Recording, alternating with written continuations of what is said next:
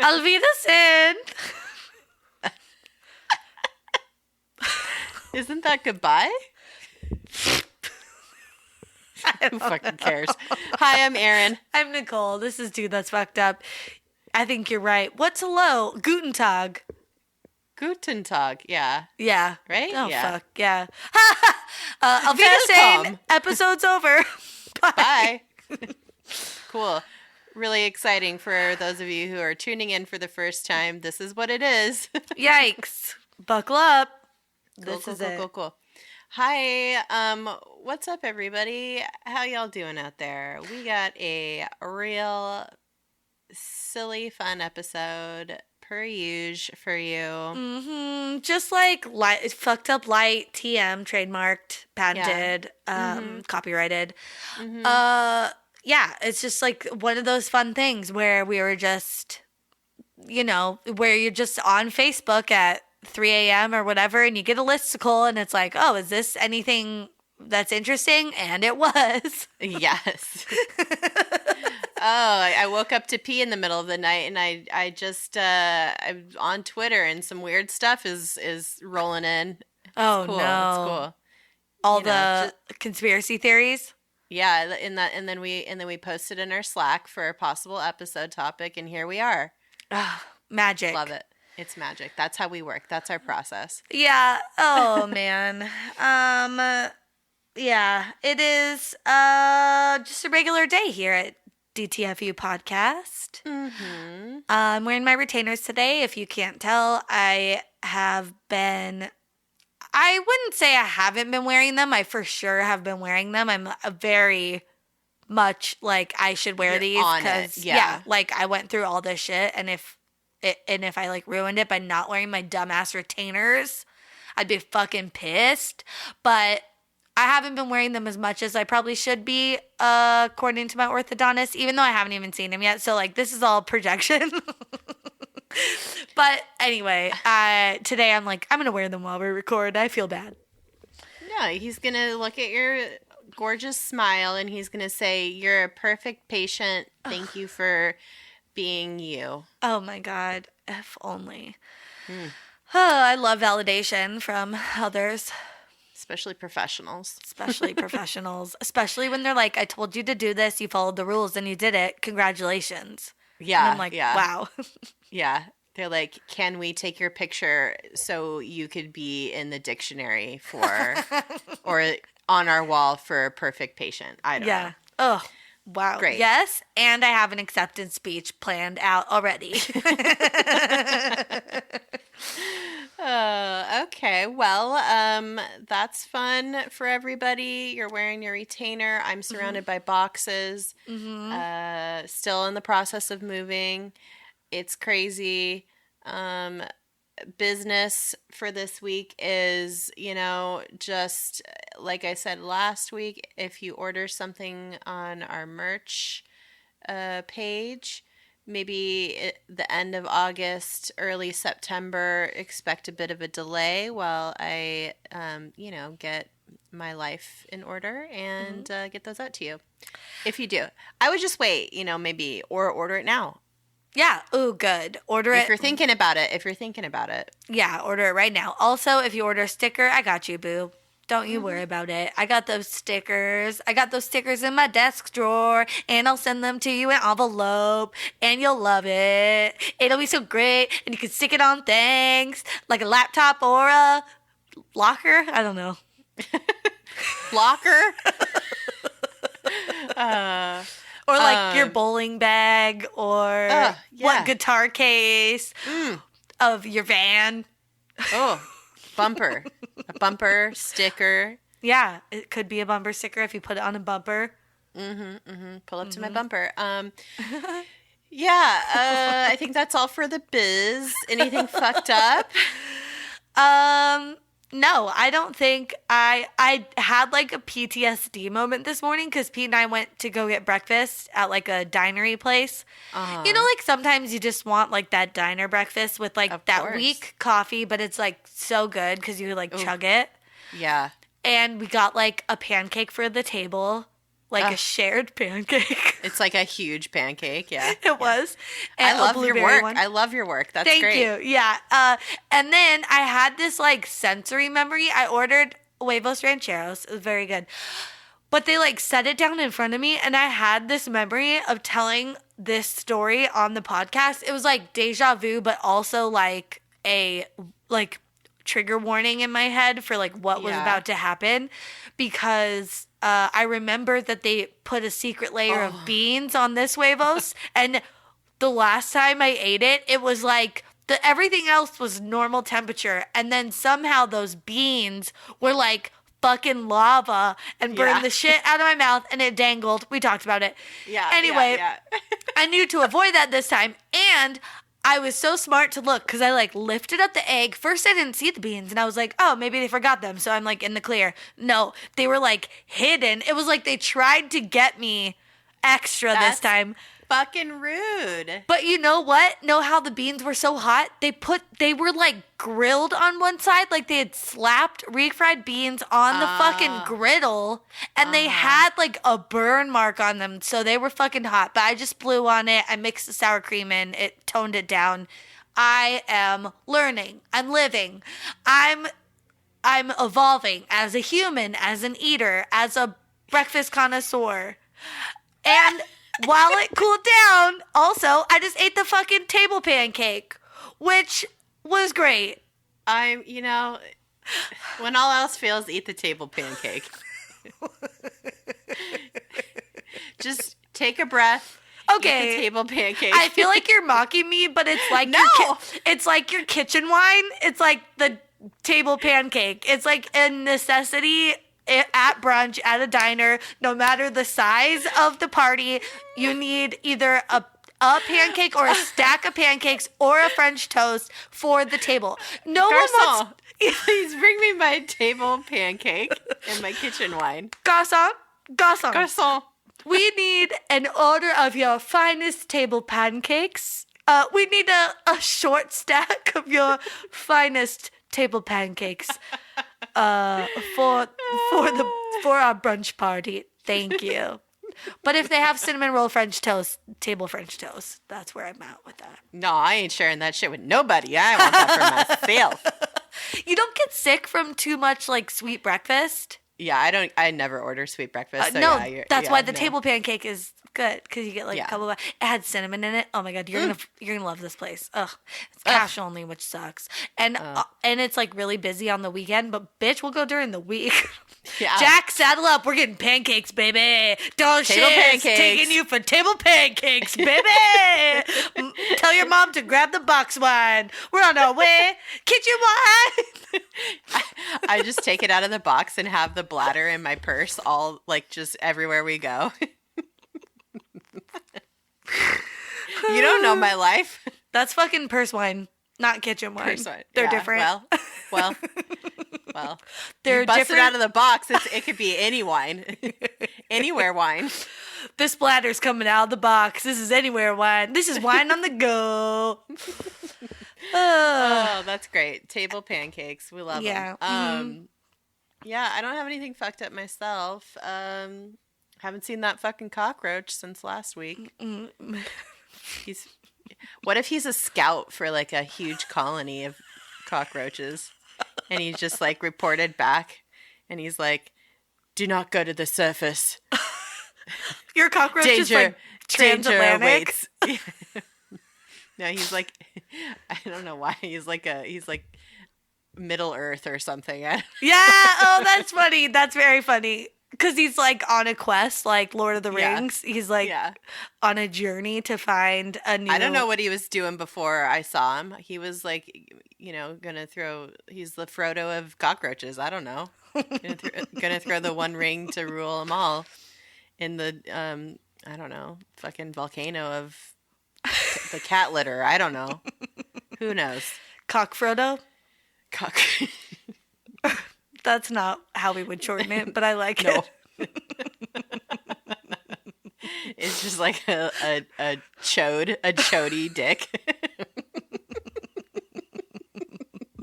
With a ring on it. No, he'd probably be a Frodo Roach, which I also like. Sounds like Papa Roach. Cut my life into pieces. Oh my god! All right, well, fucking Papa Roach. We've covered a lot of ground already. I don't know. Oh man, I don't think trigger's the right word, but that gives me such a visceral memory of like how our friend Sandra looked at that time, because she had like dark cherry black hair, and she wore like studded belts. And, like, everyone wore super low-rise jeans. But it just, like... Oh, my God. My butt crack was always out. Oh, wow. I don't think... I still never really wore that low of ones, because I've always had a little bit of a poochy sitch. So, I like high-rise jeans. I like mid-rise jeans. I'm a middle of the road kind of gal. Yeah. Oh, man. Oh, well... Anywho. Should we talk about our topic? Oh, yeah. I can't wait. Oh my god, you guys, it's great. Full disclosure, I fucked up and didn't do what I was supposed to do today. So Nicole's gonna be taking charge on this one. I'm an idiot. Erin thinks it's like a bigger deal than it was. She was like, fuck shit, god damn it, in our text message. And I was like, I literally just like read something this morning and made some loose notes. You're fine. But all right, well, I'll steer the ship. I don't mind. Yeah. All right. Today's topic is the rules of RuPaul's Drag Race. Category is rules. Category is realness.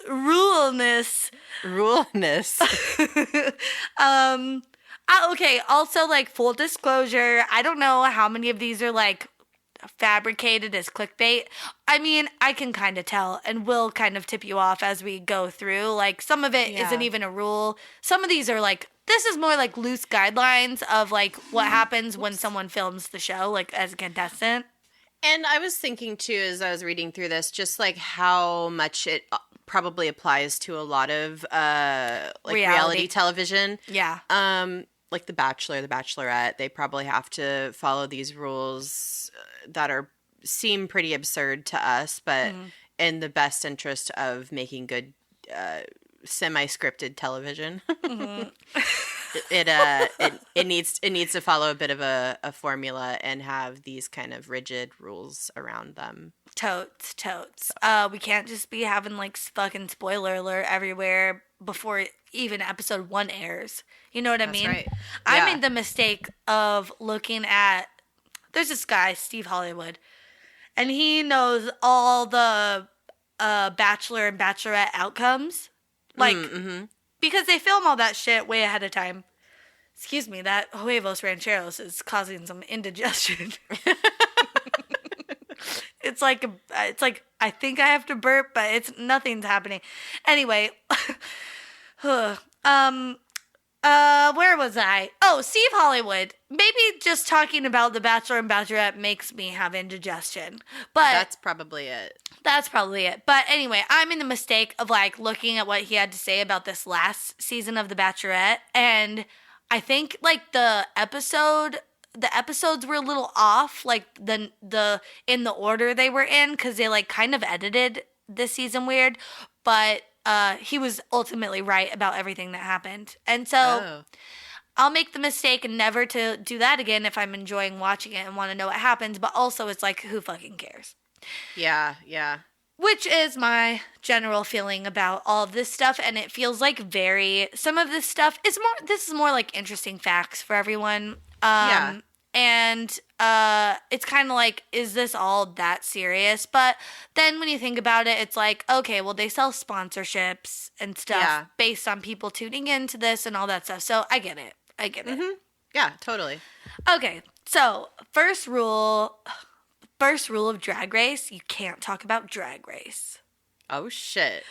It is so fucking under wraps on the DL. It is in a little box. They lock it. They dig a hole. Then they bury it. Then they cover it with dirt. Then they cover it with cement. Then they cover it with a house. Then they light the house on fire.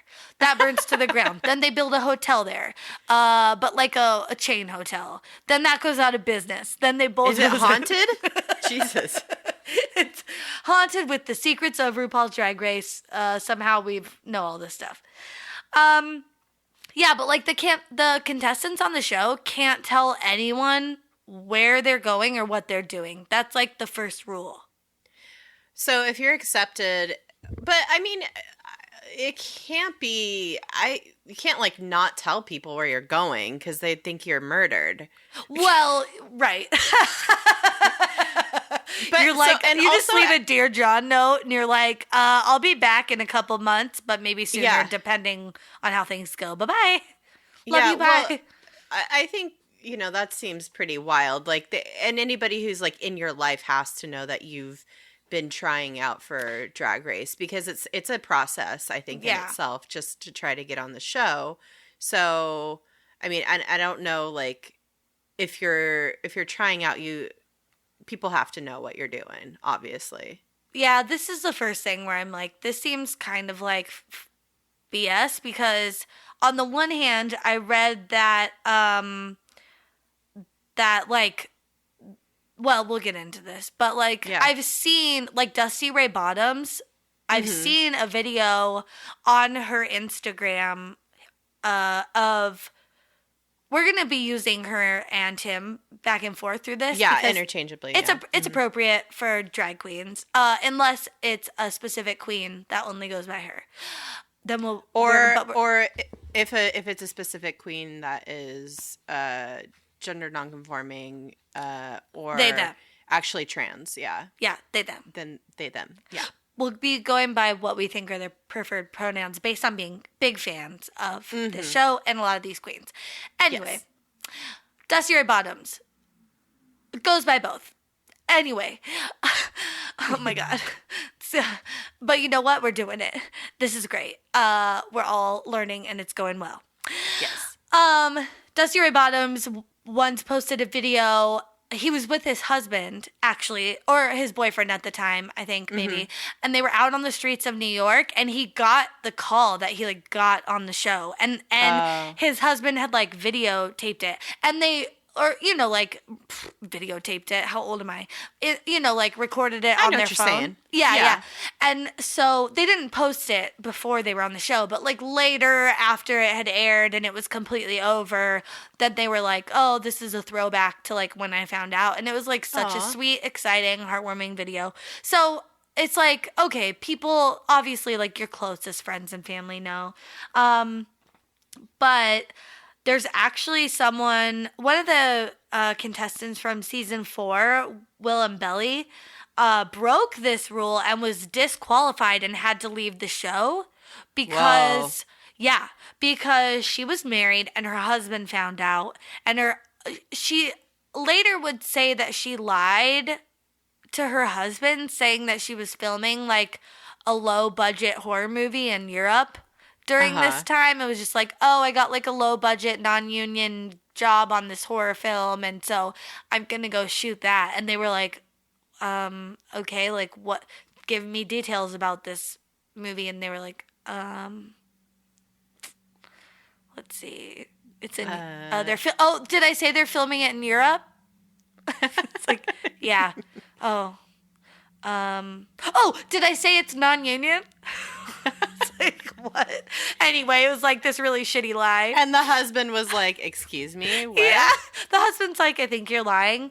Followed her to wherever they were being like put up, in the hotel for filming the show. Was like, why'd you lie to me? And then she was caught sneaking her husband in a few times. Yeah, and that wasn't allowed because you're not allowed to have guests, which is like kind of a part of this rule. So wow. Yeah, so that happened, and they had to make the rule saying like you need to have like the utmost security, even like your significant other or like close family members can't come visit you. You have to be in seclusion basically in the hotel, wherever it may be. They don't even nobody knows like what hotel they stay in or anything like that. So yeah, which is like the next fun fact, because crazy. They are sequestered at an undisclosed location. And like, P.S., this is all fucking in the valley in California. So like, I'm sure people know where it is. Yeah. But like, it says that they're like blindfolded and taken to this like undisclosed location, and that they can't open their curtains in their hotel room and all this shit. And they're just like forced to stay in their rooms when they're not on set, and they like don't even know where on set is. Like, they're like taken in a like windowless van. Jesus, yeah, they're like basically kidnapped. Yeah, they're basically kidnapped every morning at their call time by like producers, and just like taken to this warehouse where there's a sound stage. But I feel like that's probably not 100% accurate. I'm sure it's like, yeah, they're not given the address. They're driven there. Like, you know, they're not like finding their way there. Right. Yeah, they're driven there, and a lot of them are from not California, so they probably don't really know where they are anyway. They're probably like, yeah, I'm in the valley, whatever, but they're not really, they don't really know exactly where they are. So. Yeah. And maybe part of it too is just like how secret they want the results of this to be. Like, obviously week over week you're losing girls. So right. So then it's like, okay, you know, if I don't know who, Hollywood Steve, I don't know who's like out there like with their like photo lens, you know, like zoom lens, trying to catch pictures of like, oh, who's still in on week 5 or whatever. Right. But yeah. Maybe people are, and maybe Rue's like, no thank you. Yeah, like we want these Sky Vodka sponsorships, and we are going to do everything. Anastasia Beverly Hills. Yeah. Whatever the fabric store is. Yeah. Whatever the suit maker is. Oh my God. Well, that's wild. Yeah. Undisclosed location. Not allowed to have any close friends or family members know where they are. That's pretty wild. That's pretty intense. It's pretty intense. And I feel like this goes into the next kind of like fun fact / rule. They kind of have like a curfew, although I don't know if it's like actually a curfew as much as it is. They're like kind of like imprisoned in their rooms after like in the evening. Like, and part of this is because Willem like biffed it and just like totally kind of messed it up for all the subsequent seasons when he was like sneaking his husband into the room. But yeah, like so what happens is every night when they're done shooting, they go into their rooms, and the producers put like a piece of tape on their outside of their door, like in the hotel hallway. Okay. So they know if someone has been in or out of their room when they shouldn't. So they are like kind of locked in. Yeah, because I'm sure if like there's an emergency, they would be able to leave their room, but like it's just to make sure that they stay cloistered after their curfew and they're not hooking up whatever. I don't know. Which but like some queens have, like in the last season. Yeah. Vanjie and Brooklyn Heights. Vanjie and Brooklyn Heights were a thing, yeah. So that's wild, because, like, when were they doing that? But also, maybe it seemed like mostly, like, kind of just, like, sweet and innocent. I don't know if they were, like, getting down every night. I can't imagine, like, you're working so much. But also, I think part of the reason they do this is that so, like, if they have beef with other queens or, or there is kind of a little bit of a budding romance, that it's all saved for screen time. Like, they want to be capturing all this because it's good content. So it's like, go to your rooms. Nope, don't look at each other. You can't hook up with each other, but use all that sexual energy when you're in the workroom. Yeah, it sounds kind of harsh, but it also, if you're doing this thing, they're there to work. They're there to do what they need to do. This is serious to them. This isn't just like just TV. This is like their careers are based off of this. If they make it, if they make it on the show, period, they're on another level than they were before. And then if they can make it through to the finals, then oh my God, they're gonna get now mainstream sponsorships. Like Pepsi did a huge ad with like tons of the queens from this past season and seasons before. So yeah.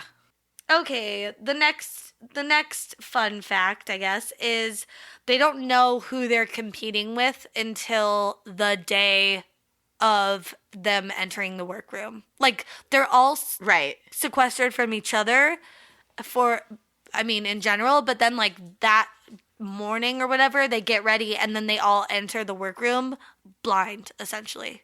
That's cool. I think that's so fun. I love that because it's always so like that's like the most real episode in terms of everyone's reactions, because they're like getting an actual like real reaction. Some people are very excited. They're like, "Oh my gosh, we know each other from New York." But most people are annoyed because they're like arch enemies or whatever. They're like Aquaria and Ms. Cracker, right? Weren't they the ones that were kind of? I think so. Yeah, because they were both New York queens, but Aquaria's like so new and young, and everyone was kind of like, ugh. But Aquaria, wow, didn't Aquaria win? Yeah, she won. So I mean, you know what? Okay. Also, this should be. I mean, I get this because it's so secretive, but they don't have any phones or internet the whole time. See, that is, I think that's totally necessary. I mean, the not being able to call your family or anything would be really, really hard, which is why when they do have those video, like sometimes a family member or a friend or a loved one, significant other will record a video while they're untucking backstage after, they do their entire whole day of performance and whatever. And it's very emotional for them because it's like they haven't talked to their mom or their husband or boyfriend or whatever. And that always kills me. Like I always cry when I see them get emotional, because I think it's pretty clear that they don't have access to the internet or are unable to call anybody. And I think it makes a lot of sense that they shouldn't have access to the internet, because they need to be well versed in all aspects of every part of culture, especially of drag culture, because they have to do so many deep performances, like with like Snatch Game and stuff. They have to embody a famous person, and if they were to go back and look through video of, I don't know, like whoever they were doing, like I don't know, like Celine Dion or something, they would be at an advantage because they would get the mannerisms down. They just have to know how that person. They have to know that person. I don't know. Coming into it, yeah. Yeah. Yeah, and also like how Instagram is and stuff. I feel like you can't risk people posting to Instagram, even if it's by accident, which there's a show on NBC right now called Bring the Funny that Amanda Seales hosts, and then Kenan Thompson, Chrissy Teigen, and Jeff Foxworthy are the judges. It's a fun show. It's like kind of like a comedy variety show type thing where different types of comedians come on and they like are competing. Anyway, they all filmed this like months ago. And it just showed a part in one of the recent episodes where someone did a who's the oldest Kardashian? Kourtney. Mm-hmm. Someone did a Kourtney Kardashian impression, and it was like really good. And Chrissy Teigen's friends with her, and she's like, "Oh my god, I have to send this to Kourtney. Like, can you?" My god. So she like got up on stage. She like recorded this girl being like, "Oh, hi, Kourtney, blah, blah, blah," whatever. And then accidentally posted it to her Instagram. Oh, and so it showed her like a few minutes later on the couch, a producer came by and was like, hey, you posted that did you post that to your Instagram? Did you mean to? Like, you can't, this is like, you can't share It's in your contract. Yeah, you can't. Yeah. And she goes, oh my God. And she's like, oh my God, I'm so sorry. Don't worry. Nobody's seen it. Just like 3 million people. In like a matter of like what I'm assuming is minutes because she has so many followers. But oh my God, it was crazy. But they don't want that type of stuff happening. Like, right. Especially for like Snatch Game or all the really fun challenges that people are waiting for every season. Well, and then you kind of see what people are doing, and like it makes the competition. It's a competition. You want to see people do their best, and you don't know. You need to not know what's happening because that's then true. It's all ruined for you. Yeah, that's true. Like if people come in and they don't know, like. If you're like a New York queen and there's like LA queens, like Valentina's season or whatever, it's like she was an LA queen. She came in, she was like very young. She hadn't been doing it a long time. If nobody already knew who they were, if they had access to Instagram, like if nobody already knew who she was and they had access to Instagram, they could go on and be like, oh, okay, like it looks like this is her vibe. And then you could like try and come up with strategies or whatever. But since you don't have that, it's nice because everyone's kind of on equal footing. I can't imagine what a mess it would make if they were allowed to have the internet and communicate with the outside world. It sounds super, super harsh, but like I totally get it. I totally get it. Although those family videos now are making me think that their family and close friends probably know where they are. Oh, for sure. They don't not know. They know where they are. They know that they're. But that's like the one, allegedly the very first rule.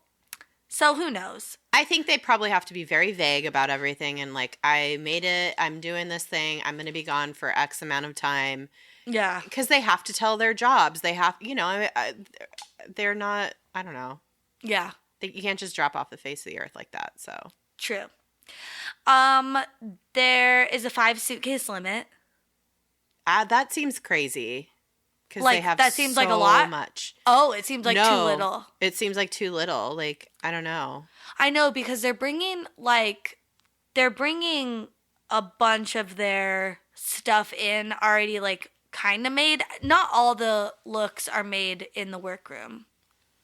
No, they don't. They have a lot of stuff that's already like pre-made and custom, and they have tons of shoes, tons of wigs. Like it just seems like it's not enough. But what do I know? I know. Yeah, they make it happen. It doesn't specify what the size of the suitcase is. So that's true.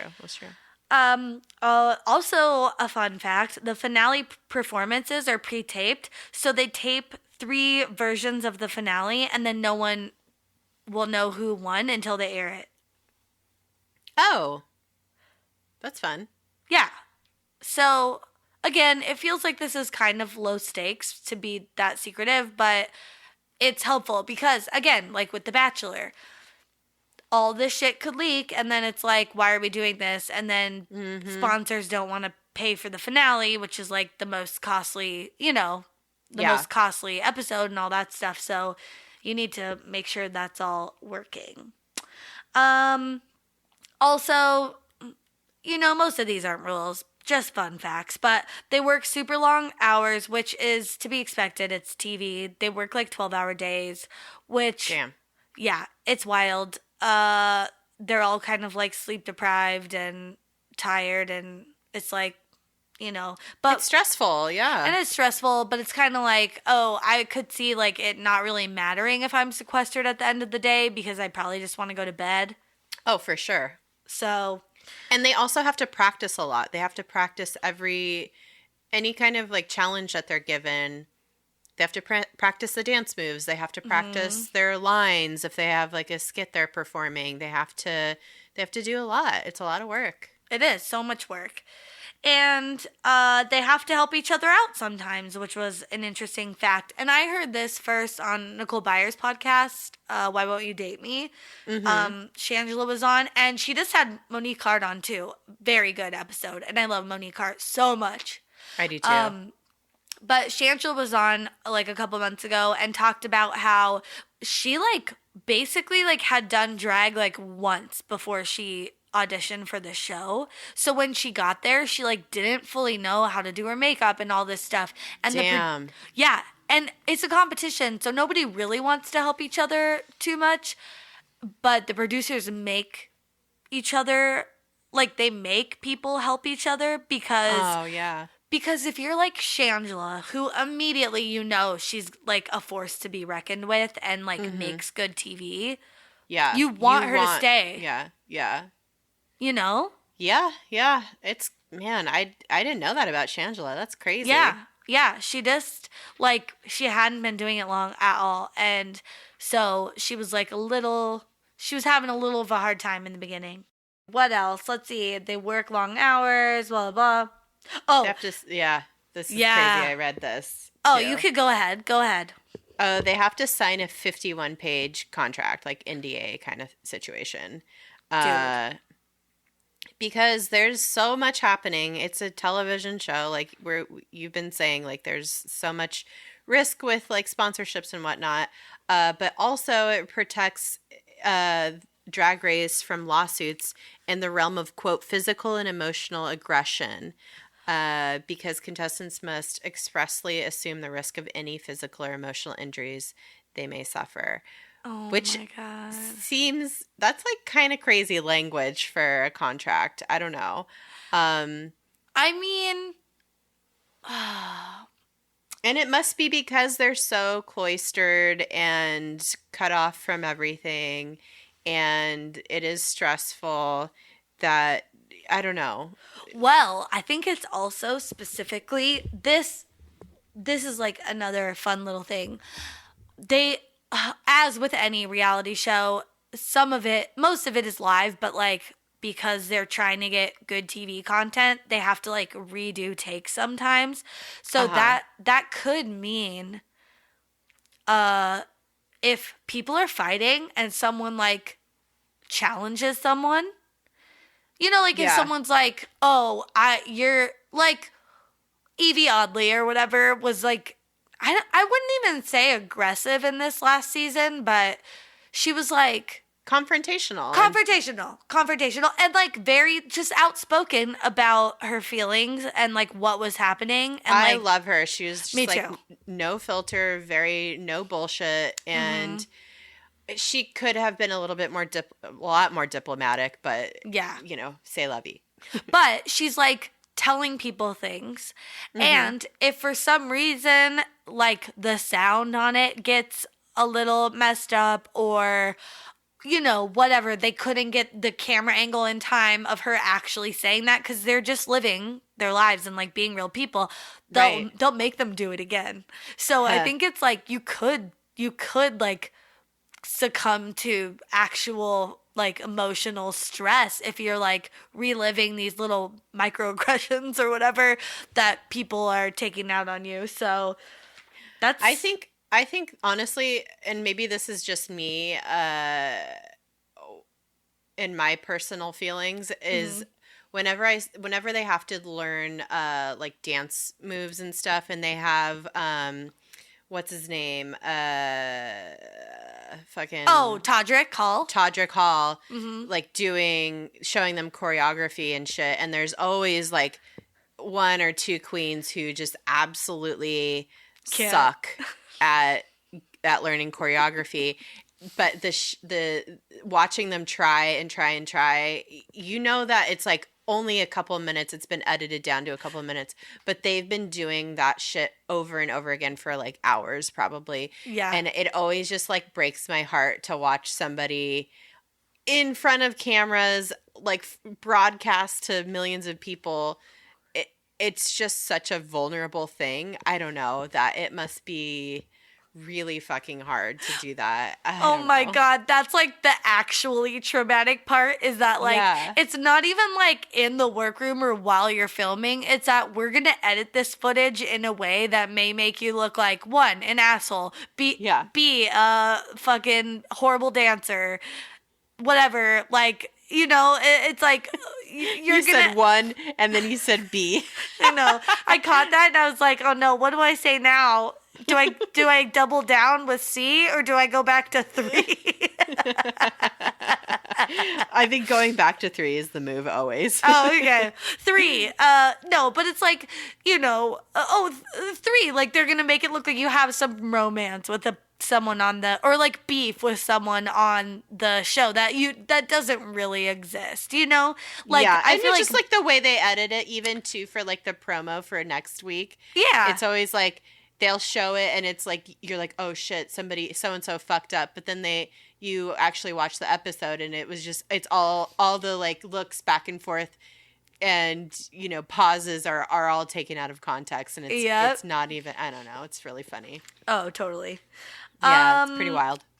Okay, they're also given the season's lip sync songs ahead of time on an old iPod. Not even an iPad. It's older than that. It's a fucking old ass iPod. Like it's like a Nano or something. Or like remember the thick one with like it was like the original one? Yeah. I feel like you see those on the show. And you're always like, where the fuck did this person get an iPod? But it's because they're provided by the show and they just load it with the songs. Yeah. And they tell you like a day or two before like the episode you're filming that, okay, and then like if you're in the bottom, this will be the song this week so that they could practice it. Which makes me feel like, what the fuck, Valentina? Like, yeah. You should have been listening to this while you were doing all your shit, like putting on your face or like whatever. You know, it's like, this is wild. Yeah. Yeah. Oh, yeah. Oh, God. And then this kind of ties into some of the stuff we've already talked about, but the interview process is super insane. Okay, this is what I've always wondered about because they're always wearing the same clothes. Like they're wearing the same outfit.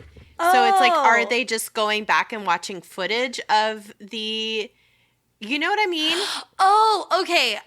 I mean before they get on the show, but you're talking about the confessionals. The confessionals. Okay. Fun additional fact, they have to wear the same clothes in all their confessionals. It's not filmed all at the same time.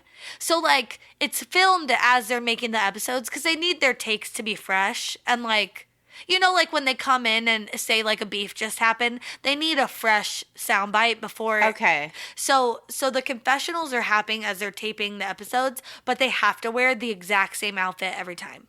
Okay, all right. I wasn't sure about that. Yeah.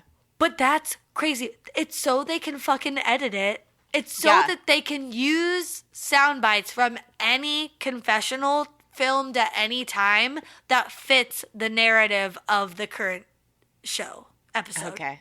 Isn't that wild? That's pretty wild. So, like, everything's being taken out of context as far as we know. Like, like, unless it's explicitly like someone telling the narrative of what we just saw and it's like this happened then this happened, everything could be taken out of context, like just like a little dumb look or like a name calling or I think I'm fantastic or whatever. It's like or they could use that whenever, or they'll be showing something that's happening in the episode or like during a performance or something, and then they'll cut to the confessional and it's like somebody being really shady and it's like maybe they weren't even talking about that. Oh shit. Okay. Like it's just like Monique Hart being like yeah, and that's it, and it's like we don't know what that was in reference to, but it fits here. It makes good TV. Oh my God, well, but going back to the interview process, like the tryouts to even get on. Yeah, the tryouts to even get on is like they want to see that these queens are like great in and out of drag, that they're going to be great in the confessional. They're going to give great sound bites. Like the interviews are so in depth because they want to make sure they're not getting a dud, which sometimes happens anyway. It's like, oh, this person is like boring or isn't funny.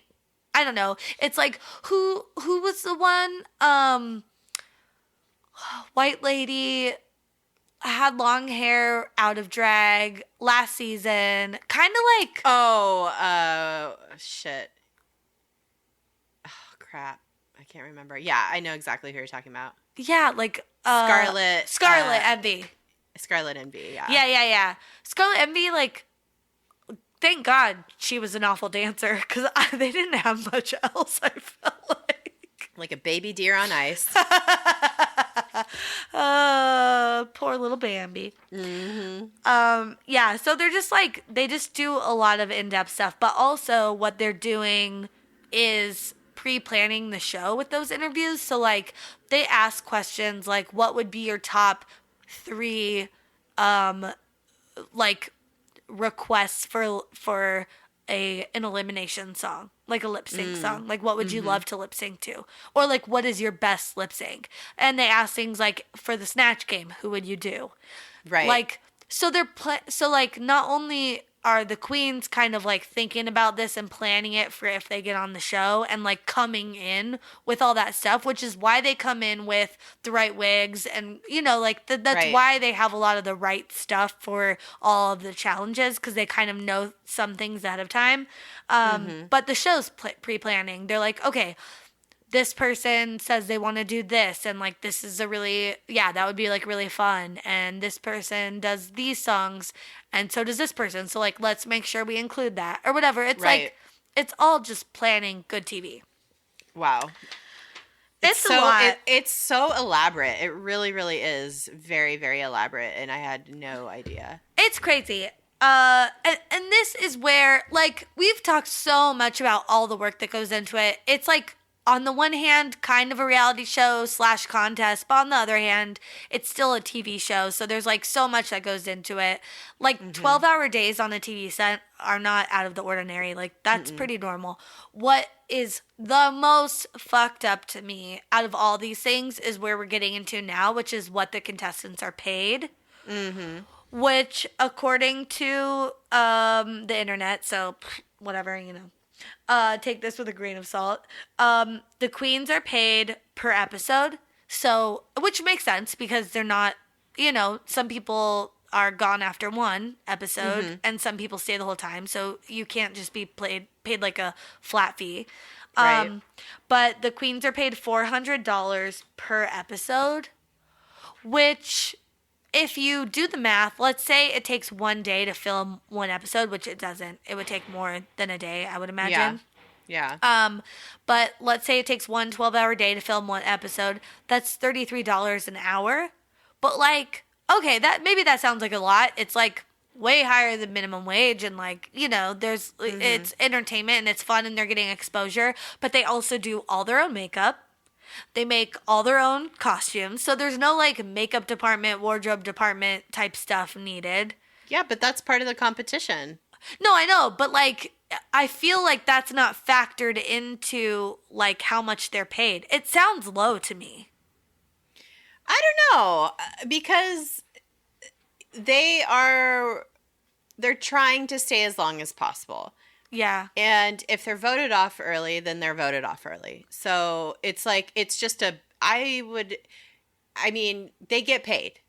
Yeah, but also like the amount of money that show generates, like it seems like it just seems like it's like low on the scale. Like when you look at a regular TV, say like a regular TV show on like Comedy Central or something. Or VH1, like a different show on VH1 or something. People are getting like thousands of dollars per episode. Yeah, but that's because they're actors and that's their job. Like, these are people who are trying to be on TV. It's different because it's a competition. Maybe. Like, I don't know. They're not there.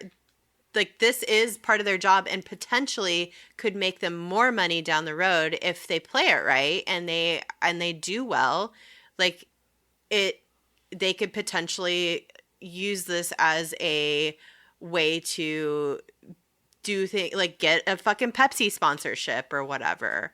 So it all just depends, but yeah, I don't know. I feel like they're not professional actors. Like, they're not in. This is not. But either are actors until they're like cast in something that finally pays them. Like, I don't know. Like, they're still auditioning. They're going through the process of all this, and then people are making like a TV show that makes a lot of money. Right. And is on like a legitimate cable network.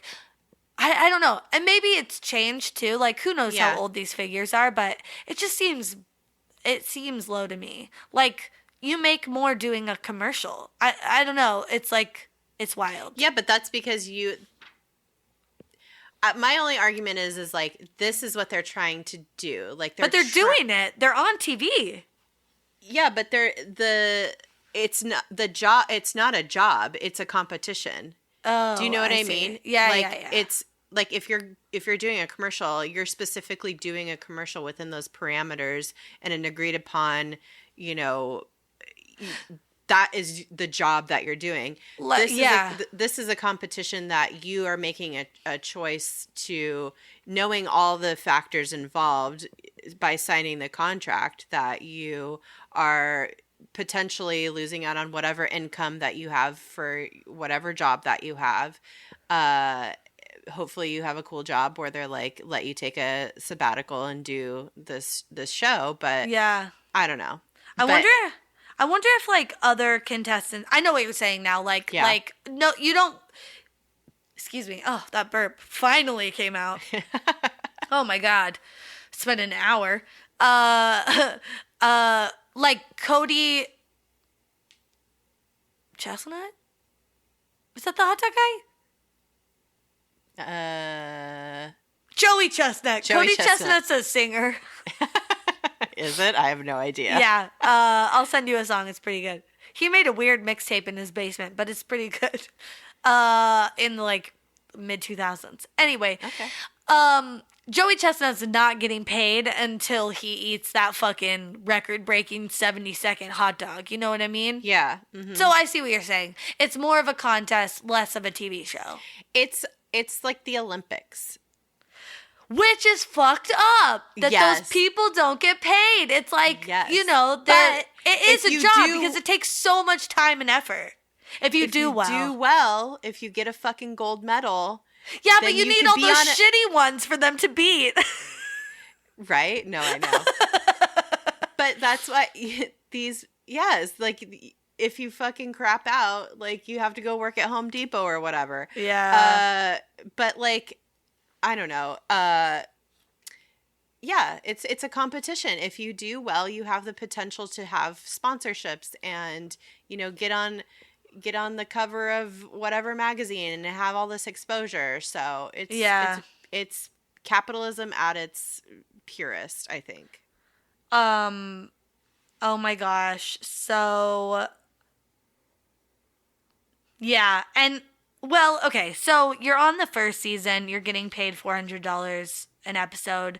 If you get on to subsequent seasons, they do make more per episode, but it's like really small increases. Like it's still like $412 per episode, or it's like very small increases.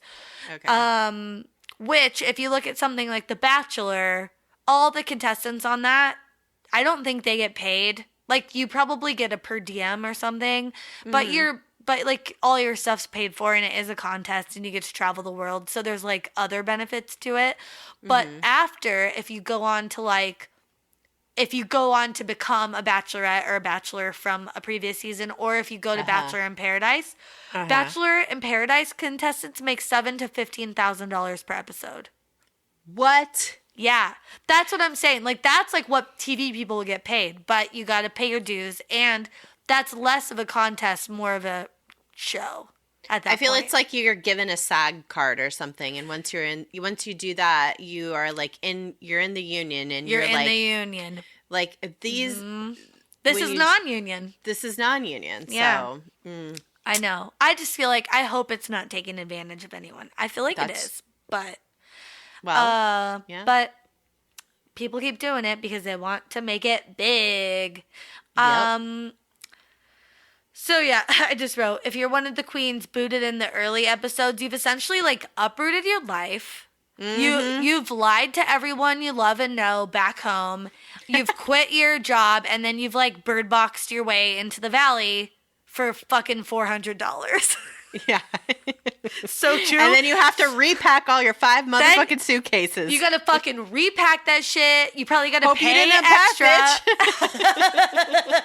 Soju had a fucking urgent care bill, I'm sure, for that cyst. You know what I mean? It's like popped on the airplane on the way out. Oh my god! It gives another meaning to booty popping. Pop pop pop pop. And then the worst thing.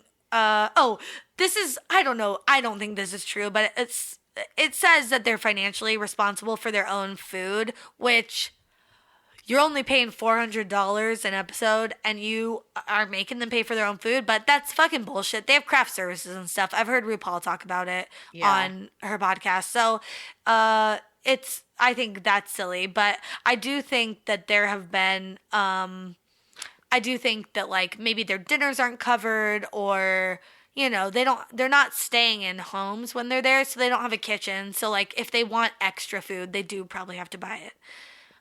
Yeah. But whatever. And then this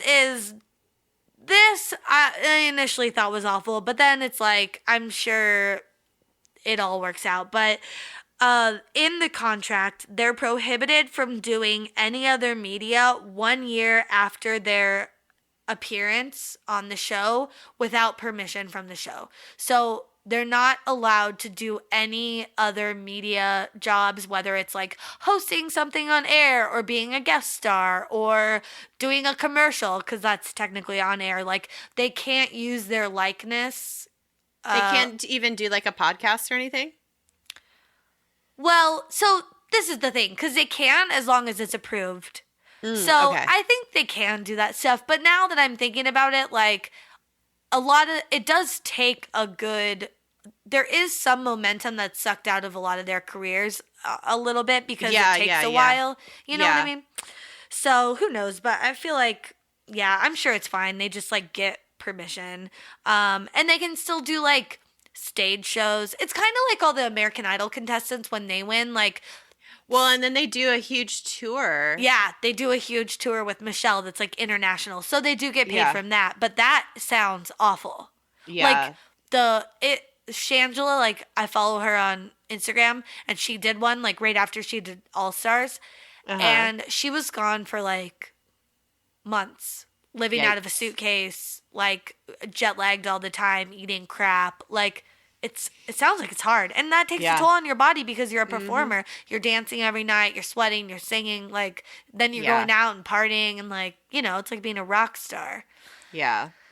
So I don't know. I mean, fucking really, on the scale of things, is it that bad? No. You get to be on fucking RuPaul's Drag Race, and you get to be creative and fun, and people know who you are, and you get exposure, and it ends up great for so many of the queens. So is it really that bad? Probably not. Who knows? Who's to say?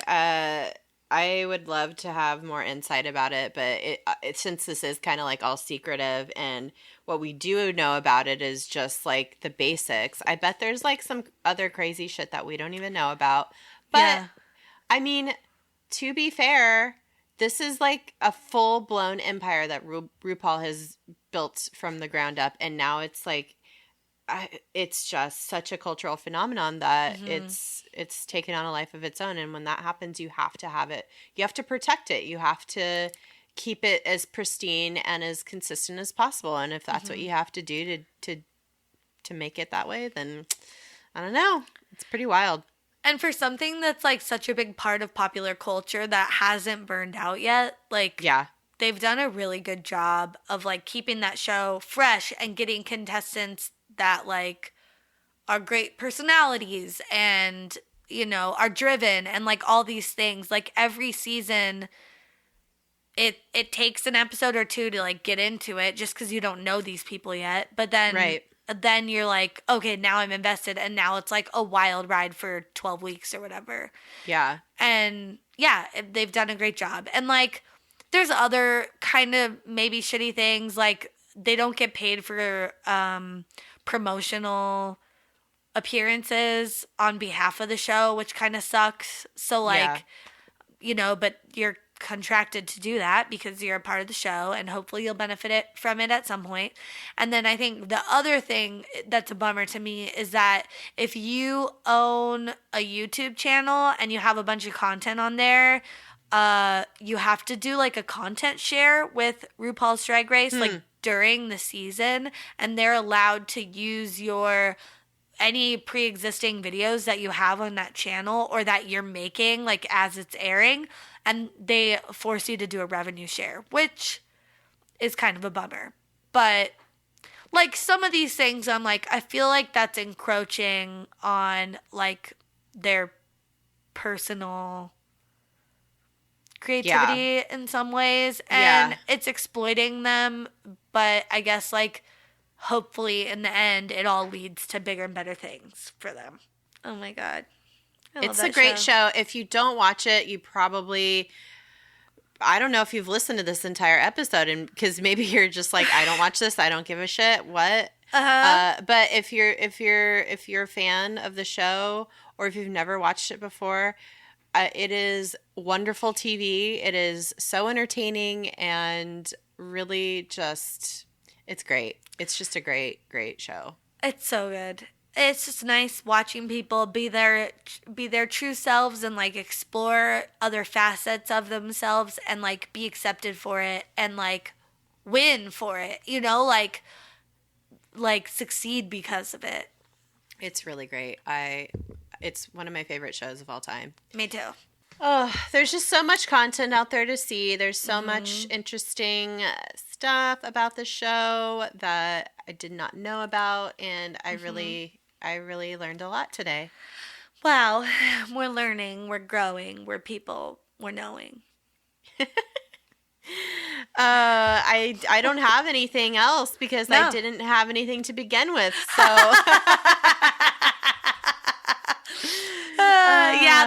This was a little backwards today from our usual episodes, but you know what? It was just a bunch of information. We'll edit it to keep it real tight. We'll just keep it real tight. Yeah. Thank you guys so much for listening. Please check out all of our things on social media. It's at DTFU podcast everywhere. DTS. DTS. I wish. Check out all of our things: Twitter, Instagram, Facebook, and our website is dtfupodcast.com. Got all kinds of fun stuff on there, and you know what? Be excellent to yourselves and each other. Bye. Bye. Bye. Bye. Bye.